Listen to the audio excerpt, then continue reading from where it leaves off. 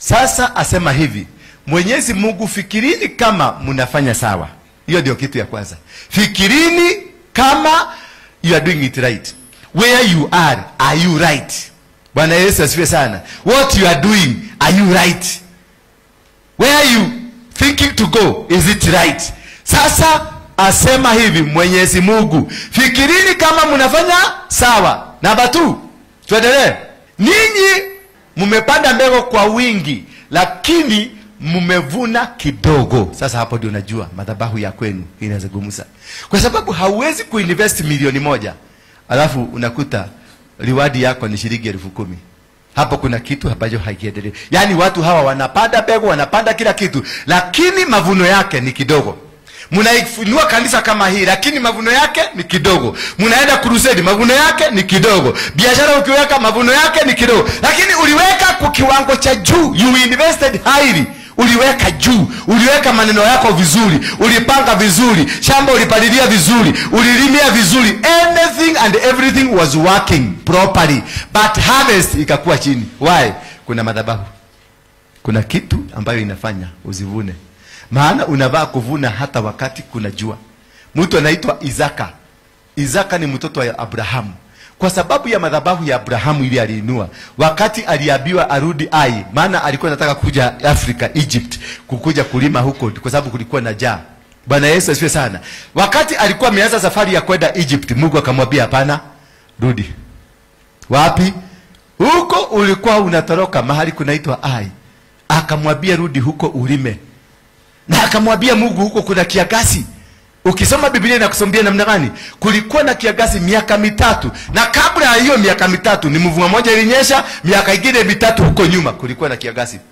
Akaambiwa nenda ukalime huko. Alipoenda kulima, kwa sababu ya maagano ya Abrahamu na Mungu, huyo jamaa alilima kukiwa na jua.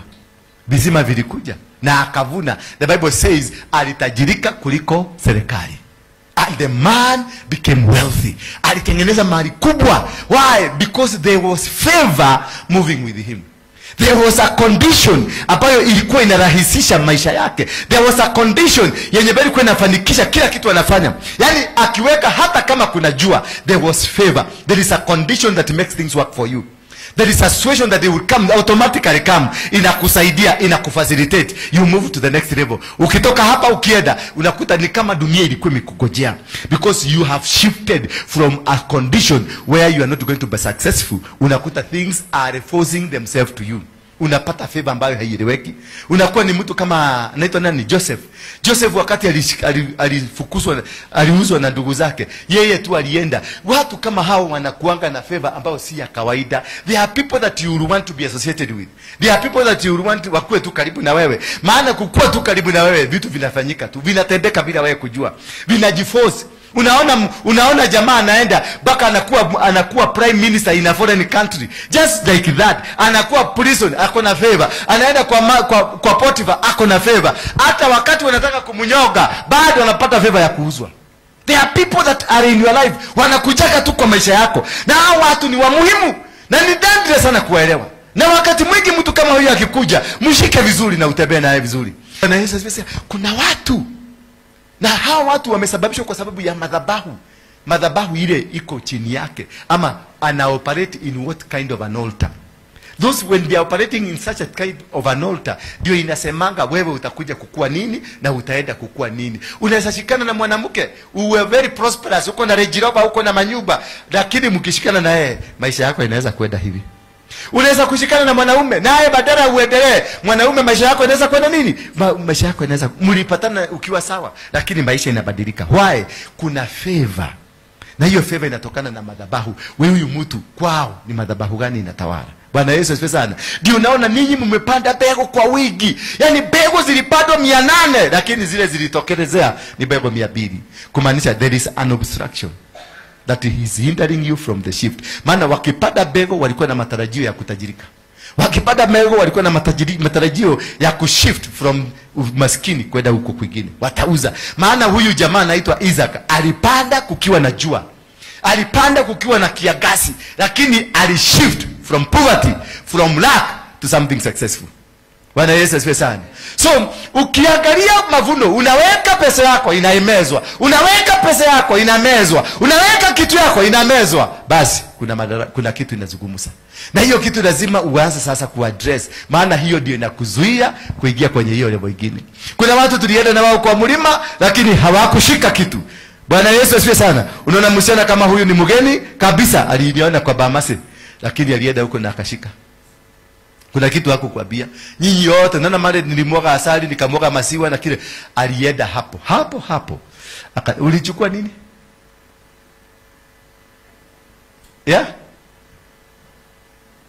Alafu uliomba hapo. Uliambia Mungu namna gani? Hiyo madhabahu ikutetee. Unaona huyu msichana sidhani kama umeokoka kabisa. Ile ya ukweli ama ni ile ya jua kali? Ni ile nusu ile 50-50 kulingana na matatizo. Unaona hajaokoka vizuri lakini alielewa. Alirudi kwa hiyo madhabahu na akasema, hii madhabahu kwa sababu nimekuona pale kwa mlima na nimekuona sasa hapa, hii madhabahu na initetee. She understood the mystery of altars. Alienda na akasema na hiyo madhabahu, akaiba, kwa sababu nimejua hapa umeinuliwa, na kutoka leo kwa sababu umeinuliwa utakuwa nafanya kazi kubwa katika taifa ya Kenya, na mimi katika ukifanya hiyo kazi unikumbuke. That's the secret of altars. Bwana Yesu asifiwe sana. Simuliona ule mtu huyo Mojiro. Mimi sikuwa nimeita Mojiro. Mojiro alikuja, nilimkuta Mojiro hapo. Mojiro wa juzi walikuja hapa na watoto wake na mke wake na mother in law walikuja hapa juzi, last week. Na akaniambia this was his first church kuigiza mguu. His first church. Na watoto wake wote wamefuka madreadlock. Hao ni wa dunia nyingine. Hata mke wake hajawahi kanyagisha, lakini walikuja wapi? Maana kile aliona huko alikuja akakiona hapa. Bwana Yesu asifiwe sana. So tuliweza kumshift kutoka a little faith akakuja mpaka kwa kanisa, na akakuja boldly, na akakuwa proud, na akakuja akasema nisimame kwa hii madhabahu nipigwe picha, because tulimshift. Na yeye kule kwa mlima alitumika kutushift. Bwana Yesu asifiwe sana. Maana sisi hatuko, Mungu alikuwa amemtayarisha na maneno ambayo atayasema ndio sisi tu shift. You need that person that qualifies you to the next level. Bwana Yesu asifiwe sana. You need somebody ambaye atakushika mkono akuvukishe hapa kupeleke. You need that person who will speak a word in your life uvuke. You need that person that will just come and say a word ubarikiwe. That one word barikiwe, na inakubadilisha maisha yako. That is a person you need to shift. That's a person you need to walk with. That's a person that you need. Na kunao pia wa kinyume, akikuja tu kwa maisha yako, one day biashara yako inaaguka. Baka unashindwa ni nini na promosha dunia.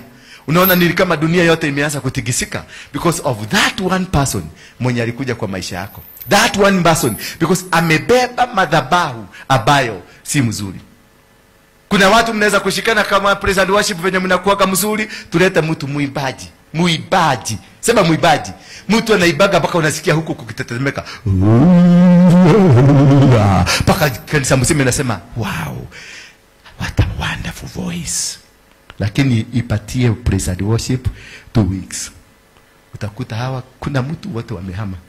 Na kile kiliwafukuza hawajui ni madhabahu. Bwana Yesu asifiwe sana. Mnakula lakini hamshibi. Hapo ndio unajua uko na nini na madhabahu inakusubua. Unakula nodo honaka. Uhujagerio lakini husikiagi. Nimekuhubiria kutoka City Stadium mpaka saa hii, bado tabia ni zile zile. Nimekuhubiria 2 years hapa, bado tabia ni zile zile, haushibi. Bwana Yesu asifiwe sana. That is one condition ya kujua ya kwamba kuna kitu kinakuzuia kwenda hapo mbele. Maana unafaa kukula ukishiba, inakusaidia. Unafaa kukula na shiba, inakusaidia kufanya vitu vingine. But now kama haushibi, unarudi tu kwa the same condition. Bwana Yesu asifiwe sana. Mnakunywa divai lakini hamutosheki. Hello. Unakuta watu hapa ni wamoshene, hata ukiwaambia wawache hawawezi. Ukiwaambia this direction hawawezi. Watu wanakaa tu in the same condition. Ile ya jana uliwahamisha kutoka Misri, wamefika mahali wanauliza Musa, si ungetuacha tu tukufie huko? Hapa ni huko ni kukuona, uliona hakuna kaburi tungesikwa. ndio utulete hapa, because walitaka kuhamishwa, but it was so difficult for them because there's something that is holding them. Sasa ukijaribu kuhapisha na kuhubiria na kuharibu kuja kutoa mtu kwa praise and worship, maana si wa praise and worship, lakini unakuta anangangana, anakasirika, anakuwa mpaka na hasira, akiona watu wakiiba anasema nyinyi tu hakuna kuiba, mnajua kuiba. Mpaka wakati nitarudi huko ndio mtajua najua kuiba. Kwa sababu kuna madhabahu inamwambia don't move from this position, don't go to this. Na kwa sababu wanajua ukienda kwa hii position breakthrough yako inaanza.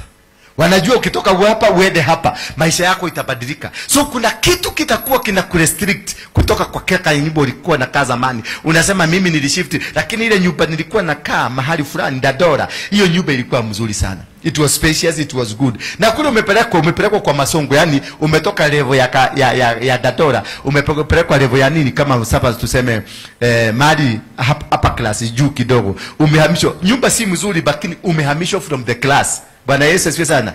The house might not look good, but you have been shifted to a new class that now your thinking will think differently from how you are thinking. Lakini akili yako inakwambia ile nyumba ilikuwa spacious, ile nyumba ilikuwa mzuri, ile nyumba ilikuwa. Sasa unakuta akili na mwili wako, mwili ndio yuko mahali huko sasa, lakini akili na roho yako inarudishwa huko. Stagnation inaanza kukuingia. Sasa kutoka hapo hakuna siku utafikiria kuenda mbele, maana utakuwa ukifikiria kule nini. So operation ya biashara zako, operation ya kazi zako, operation ya hata kutembea kwako itakuwa ni kule. Huku utakuwa tu physically, lakini uko kule. Bwana Yesu asifiwe sana. Kuna mama ama baba tulikuwa na magirlfriend ama maboyfriend zamani. Sasa ukipata mwanamke na unaoa bado unasikia akili yako inakurudisha kwa yule girlfriend, inakurudisha kwa shiko.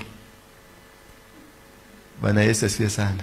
Sasa unakaa uko na bwana, lakini fikira siku kwa nani? Kwa yule girlfriend. Sasa unakuta kuna madhabahu ambayo imekufuga, inakuzuia kuendelea. Unaanzisha kazi mzuri sana na inaendelea na unaona inaanza kupiki, lakini akili yako inakurudisha kule ulikuwa umeajiriwa. Maana kule ulikuwa unaajiriwa ulikuwa unalipwa 20,000.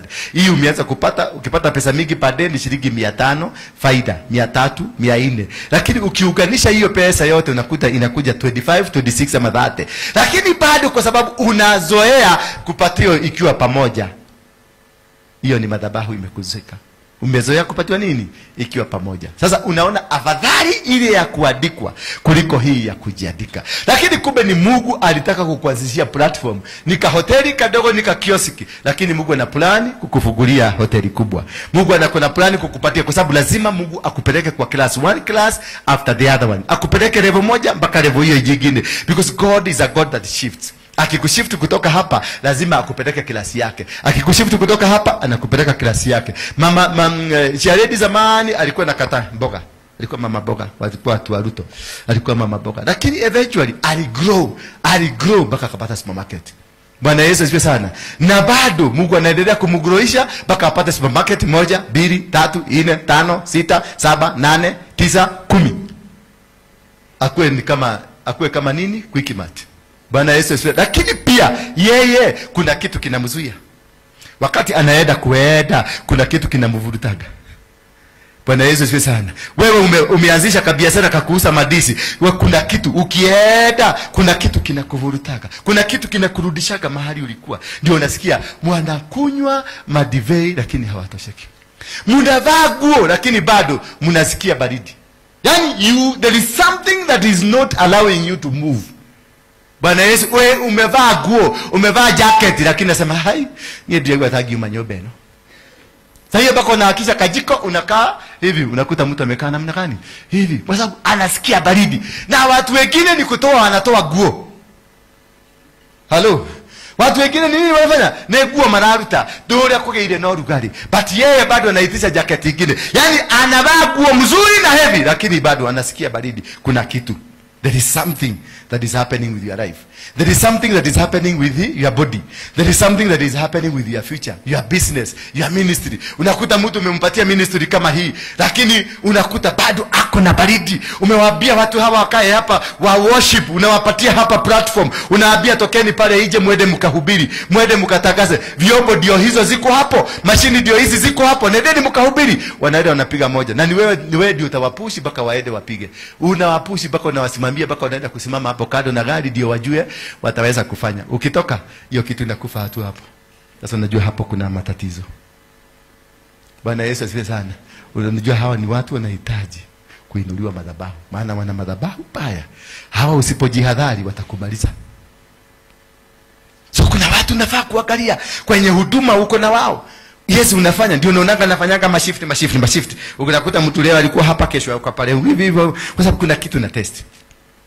Tangu ukuje hapa umenisaidia na nini? Tangu ingia kwa hii ministry ni nini umebadilisha? Apart from makerere na apart from masegenyo na apart from torodaka and handsome, what else have you done in this church? So hiyo nitaangalia before I give you a position, before I give you anything to hold, before I give you anything. I want kupatia responsibility. Kana responsibility takurushia tu kali moja tu kakukutest, na nitakurushia kama moto kakukuchoma ndio uchomeke ukibia hapa tena.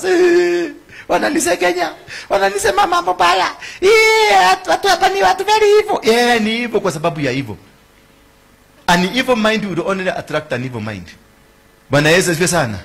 Yes, huwezi kupata ati ni mwewe wanatembea na vifaranga. Hapana. Haiwezi. Kuna kitu kibaya na wewe. That is why the attraction yule unapata ni attraction ya kukuagusha.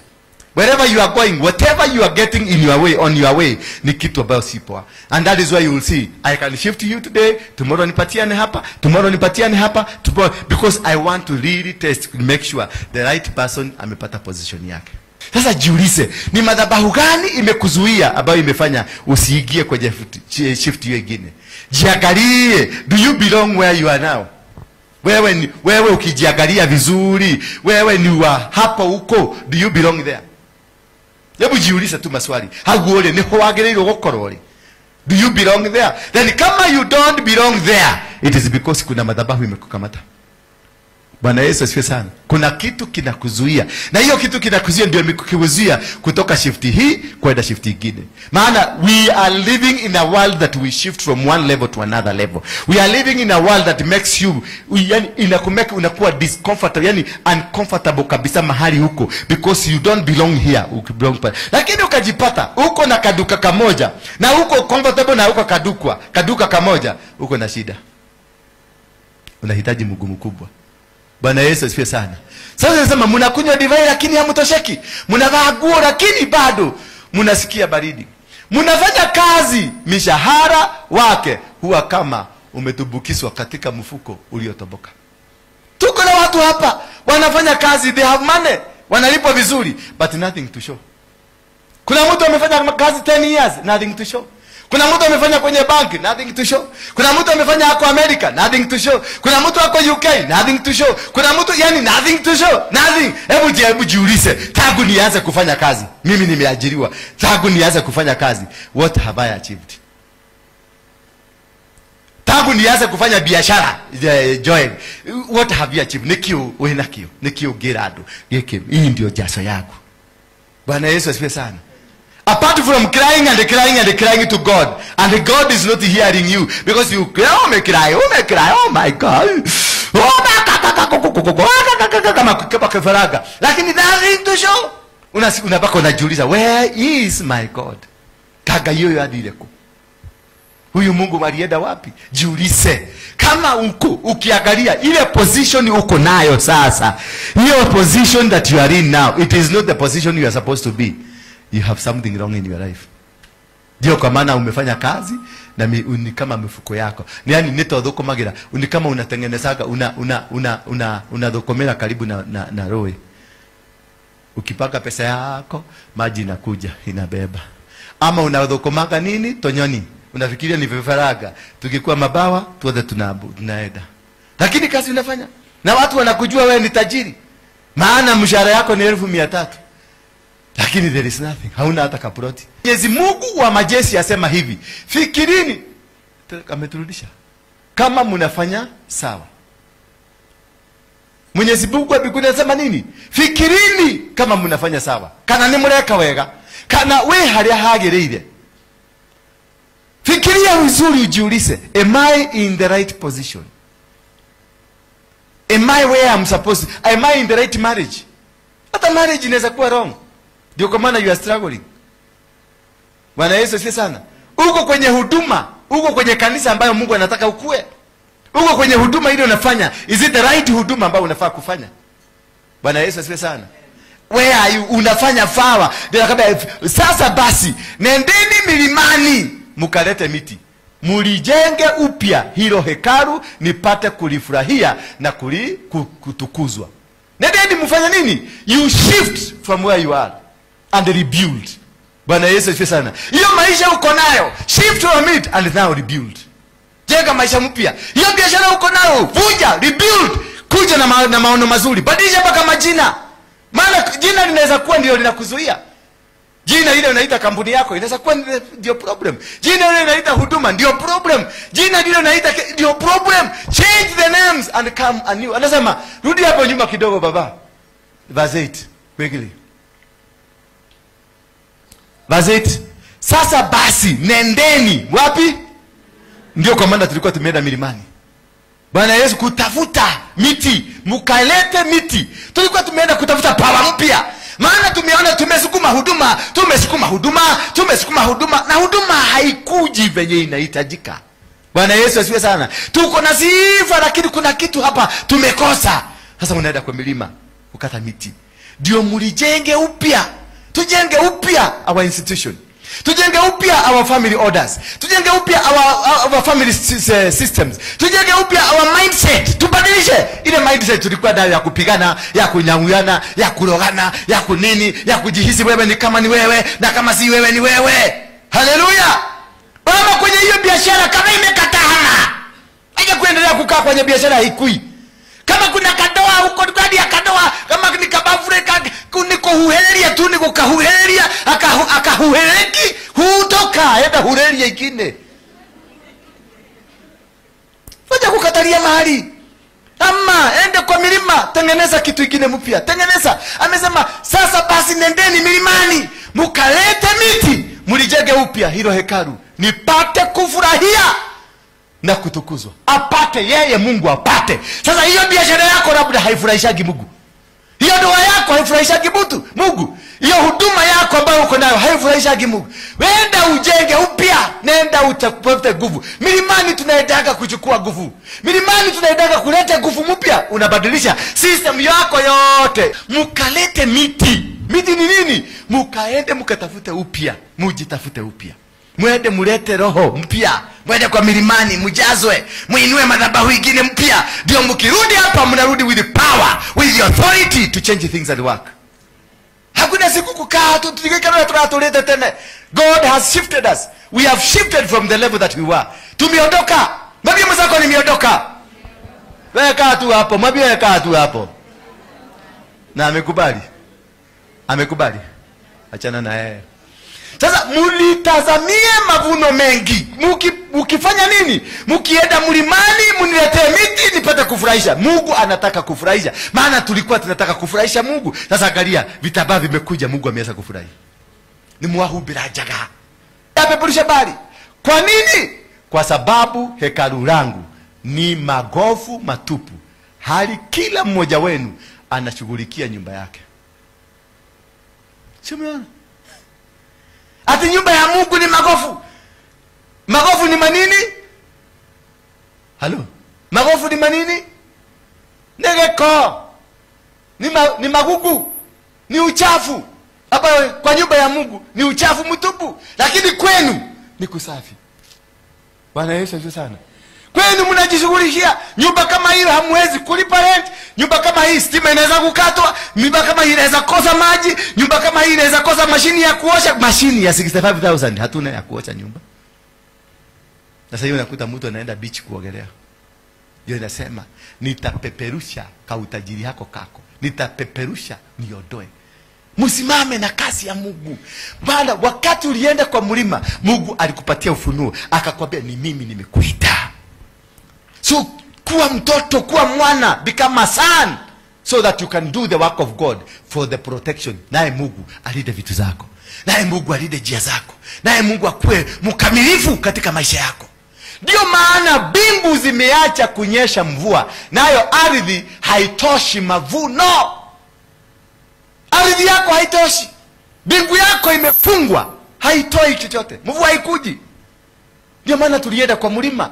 kufungua mbingu ifunguke, na mbingu kafunguka, mvua ikaanguka, watu wakafurahia. Kisha mvua ilipoikauka, jua likakuja, watu wote, hakuna alitoka huku akiwa na nguo wet.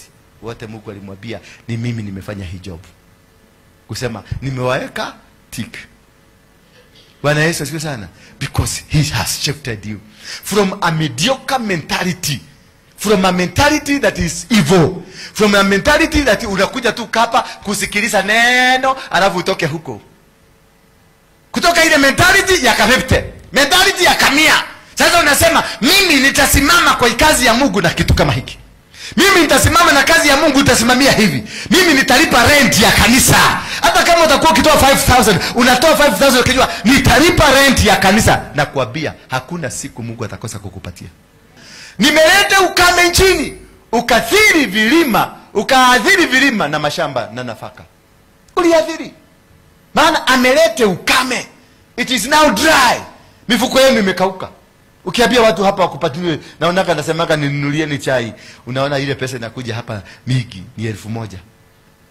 Na ni 250. Hakuna hata kanoti kashagwe. Kwa sababu mifuko imefanya nini? Imekauka. Na kauka ka 50. Kama zaka. Mpaka inabidi ukapige pasi, huwezi kukapeleka Serena. Itabidi ukapige pasi ama utafute chewabia sharedi, maana na kuaga na hii kitu ya M-pesa. Chukua hizi upatie watu change. Na nipatia moja. Sasa naangalia hii moja, siwezi enda sasa huko, naingia hapa Karomaido, napiga gethali mbili hapo natoka. Bwana Yesu asifiwe sana. Maana mifuko yenu imekauka. Nafani kisema nataka kakombe kachai, unaona watu wanapaga laini na togiri. Yes. Because we are worshiping a mighty God. Bwana Yesu asifiwe sana. Tukitaka kwenda sasa kama mama hule tunampeleka harusi, kwenda kulipa dawali, tunafaa tunaenda mabasi kama 5 hivi. Yes, tukifika huko wanaona kweli huyu mama ameletwa. Lakini sasa mtaanza kushaya. Negeshaye. Mtaanza kushaya tie na besha. Ole utararekerema. Mpaka ndio niliwahurumia nikasema wacha nilipe fare. Mwende mlipe gate. Because mifuko imefanya nini? Imekauka. Hebu gusa mfuko yako. Angalia kama iko na kitu. Hebu gusa mfuko. Useni mfuko. Angalia kama kabagi kako na kitu. Inafaa kapochi kako kale kadani kameralishwa. Tunoti tunaenda kulingana na nini? Na type. Kale kamewekwa dovu kana asa. Kale kamewekwa green kana kuja. Kale kamewekwa green ni blue kana kuja. Kale kanawekwa hiyo ingine hivyo tunapakana hivi. Ukiitishwa kitu tiko na change ya ni 1,200 ama 750, unaona nachomoa 1,000, unatomoa 500 na 200 na 50 zinachomoka. Si kwenda kusukuka huko unakutana na makaga nisaidie na change. Hapana, you are supposed to own. Bwana Yesu asifiwe sana. You are supposed to own, maana mfuko wako hujakauka. Mbona mfuko kakauka? Ukaadhiri vilima na mashamba na ya nafaka, mashamba mazabibu na mashamba ya mizeituni, na kila mmea watu na hata wanyama, watu na wanyama, na chochote mlichotolea jaso kimekuwa dry. Yani you have been sweating for nothing. You have struggled for nothing. Hakuna kitu unapata because kuna madhabahu imekuzuia from shifting. Kila kitu nakuta kinakurudisha. Ukilima unarudishwa nyuma, ukioa unarudishwa nyuma, ukifungua huduma unarudishwa. Yani you are not moving forward, you are always backward. What is this? Kuna madhabahu inazungumza kwenye maisha yako. Bwana Yesu asifiwe sana. Ukianza huduma, umeingia huduma kama hii, unakuta watu wote wamekuinukia. Ukianza kwa biashara, unakuta biashara watu walikuwa, hiyo duka ilikuwa ya mtu mwingine akakuhusia, maana amepata duka kubwa, na watu walikuwa wanapaga laini na alikuhusia the same product, na ndio unaweka bado, lakini watu wote wakahama. Sasa ndio unaona hapa hena maudu matarimera. Ndipo Zerubabeli mwana wa Shealtieli na kuhani mkuu Yoshua mwana wa Yosadaki pamoja na watu wote waliokuwa wamerudi kutoka uhamishoni wakafanya kama Mwenyezi Mungu wao alivyowaambia, na kama walivyoambiwa na nabii Hagai, kama alivyotumwa na Mwenyezi Mungu wao. Watu wakamcha Mwenyezi Mungu 13. Watu wote wakamcha Mwenyezi Mungu. So these people came back to God. These people reorganized themselves. Wakasema netoshokererega hiwito. Netoshoke makinyaine magai.